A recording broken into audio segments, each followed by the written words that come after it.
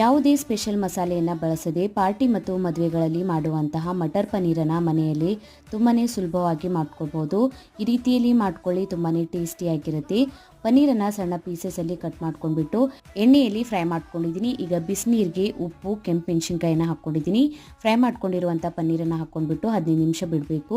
ಈಗ ಎಣ್ಣೆಯನ್ನು ಬಿಸಿ ಮಾಡ್ಕೊಂಡ್ಬಿಟ್ಟು ಕಟ್ ಮಾಡ್ಕೊಂಡಿರುವಂಥ ಈರುಳ್ಳಿನ ಹಾಕ್ಕೊಂಡ್ಬಿಟ್ಟು ಗೋಲ್ಡನ್ ಬ್ರೌನ್ ಕಲರ್ ಬರೋವರೆಗೂ ಫ್ರೈ ಮಾಡ್ಕೊಂಡಿದ್ದೀನಿ. ಮಿಕ್ಸಿ ಜಾರಿಗೆ ಶುಂಠಿ, ಬೆಳ್ಳುಳ್ಳಿ, ಫ್ರೈ ಮಾಡ್ಕೊಂಡಿರುವ ಈರುಳ್ಳಿ, ನೆನೆಸ್ಕೊಂಡಿರುವಂತಹ ಮೆಣಸಿನ್ಕಾಯಿ, ಟೊಮ್ಯಾಟೊ ಹಣ್ಣು, ಮೊಸರನ್ನು ಹಾಕ್ಕೊಂಡ್ಬಿಟ್ಟು ಪೇಸ್ಟನ್ನು ರೆಡಿ ಮಾಡ್ಕೊಂಡಿದ್ದೀನಿ. ಎಣ್ಣೆ, ಜೀರಿಗೆ, ರುಬ್ಕೊಂಡಿರುವಂಥ ಮಸಾಲೆ, ಅರಿಶಿಣದ ಪುಡಿ, ಧನಿಯಾ ಪೌಡರ್, ಖಾರದ ಪುಡಿ, ರುಚಿಗೆ ತಕ್ಕಷ್ಟು ಉಪ್ಪು, ಗರಂ ಮಸಾಲ, ನೀರನ್ನು ಸೇರಿಸ್ಕೊಂಡ್ಬಿಟ್ಟು ಮಸಾಲೆಯನ್ನು ಸರಿಯಾಗಿ ಫ್ರೈ ಮಾಡ್ಕೊಂಡಿದ್ದೀನಿ.